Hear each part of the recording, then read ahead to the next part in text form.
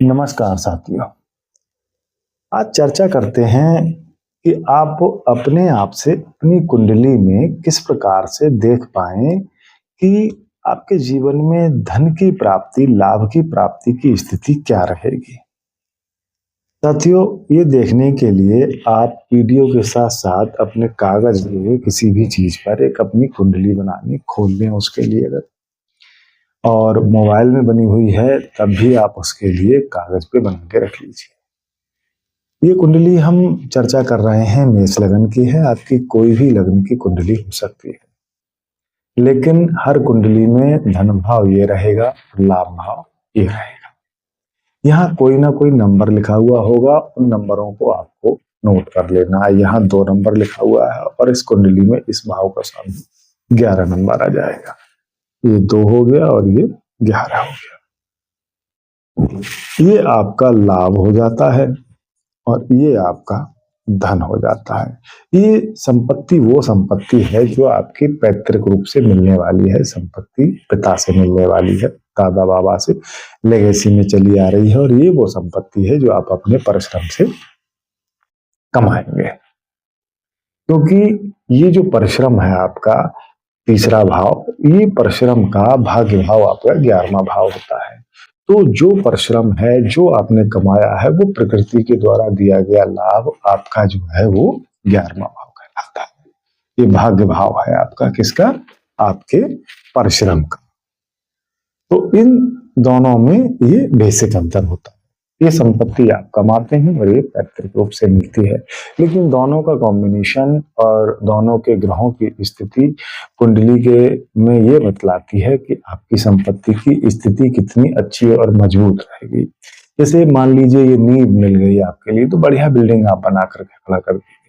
और आपके पास नींव ही नहीं है तो पहले नींव डालेंगे फिर बिल्डिंग बनाएंगे, तो यहाँ थोड़ी सी दिक्कत खड़ी हो जाती है। तो ये भाव अगर मजबूत है और ये भी भाव मजबूत है, तो ऐसे लोग संपन्नता में 2 कदम आगे रहते हैं आम लोगों से।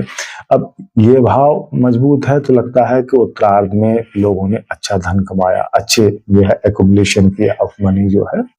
और ये भाव अगर मजबूत है तो लगता है कि इनकी लेगेसी अर्थात पैतृक रूप से ही चला आ रहा है कि भाई ये धन संपदा वाला व्यक्ति होना चाहिए। अब हम देखते कैसे हैं इसके लिए। यहां मान लीजिए शुभ ग्रह हैं आपके, शुक्र है आपका, बुध है आपका, गुरु है आपका। तो ये शुभ ग्रह जहां पर भी जो बैठेंगे आपके, उस भाव को पुष्ट करते हैं, आपके अच्छी स्थिति बनती है यहाँ पर। दूसरी चीज, इस भाव में अगर भाग्य भाव का स्वामी गया हुआ है तो ये एक अच्छी स्थिति है। सुख भाव का स्वामी केंद्र का, ये शुभ भाव है आपके, पंचम है, ये केंद्र के भाव है, ये भाग्य भाव है आपका, ये लाभ भाव है।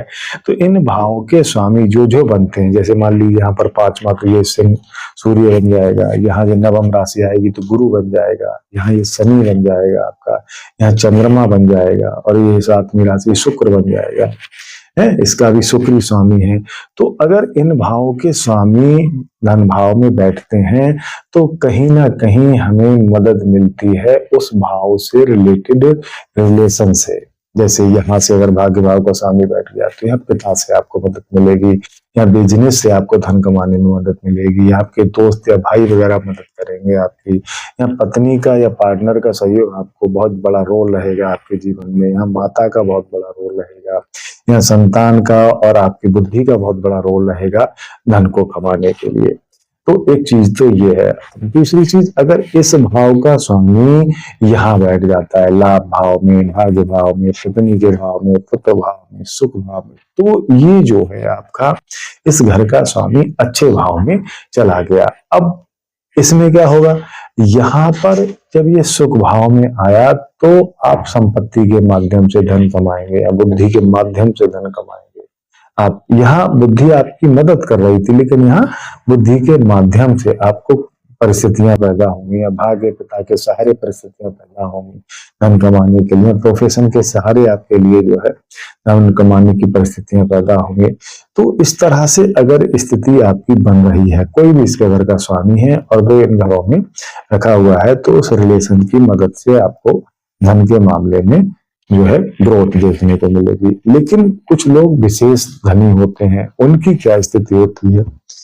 वहां एक उत्तम स्थिति ये होती है, धन भाव का स्वामी लाभ भाव में बैठ जाए, इनका कॉम्बिनेशन बन गया। भाई धन कमाना है और लाभ, इन दोनों का ही कनेक्शन जो बन जाता है वो बहुत बेहतरीन स्थिति कहलाती। लाभ भाव का स्वामी धन भाव में आ गया तो धन की प्राप्ति अच्छी दर्शाता है। धन भाव का स्वामी लाभ में, तो लाभ की प्राप्ति जो है इसकी मदद से यहाँ पर बहुत अच्छी हो जाती है। तो इन, या फिर ये दोनों जो है इकट्ठे हो जाए, ये शनि और ये शुक्र बनता है इसमें, आपके लग्न में कोई भी होगा तो ये दोनों का स्वामी अगर इकट्ठे होकर के यहाँ आ जाए तो यहाँ पर प्रोफेशन की मदद से आप पैतृक संपत्ति और लाभ दोनों को जो है कंबाइन करके बड़ा अच्छा धन कमा सकते हैं, भाग्य के सहारे धन कमा सकते हैं। यहाँ प्रोफेशन या जो है अपनी पत्नी की मदद से धन कमाएंगे आप, यहाँ संपत्ति की जो है, जो जड़ वगैरह होती है आपकी संपत्ति, ये माता है, जमीन जायदाद है, उसके माध्यम से। तो अगर इन दोनों की स्थिति यहाँ बन जाती है, यहाँ बन जाती है, ये भी एक अच्छी स्थिति है। इनका कॉम्बिनेशन मान लीजिए, इस ग्रह का कॉम्बिनेशन हो गया भाग्य का और धन भाव का, यहाँ बैठ गया, अच्छी स्थिति बन जाएगी। इसका कॉम्बिनेशन हो गया, यहाँ बैठ जाए, अच्छी स्थिति बन जाएगी।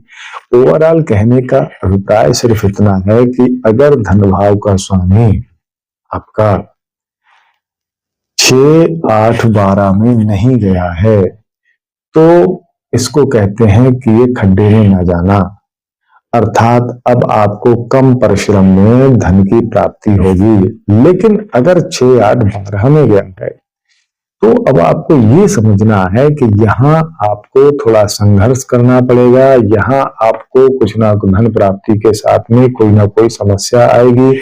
और यहाँ अगर गया है तो भाई खर्च आपको अब इस तरह से करने होंगे कि खर्च भी हो जाए और इन्वेस्ट भी हो जाए, तब तो हमें धन प्राप्त होगा।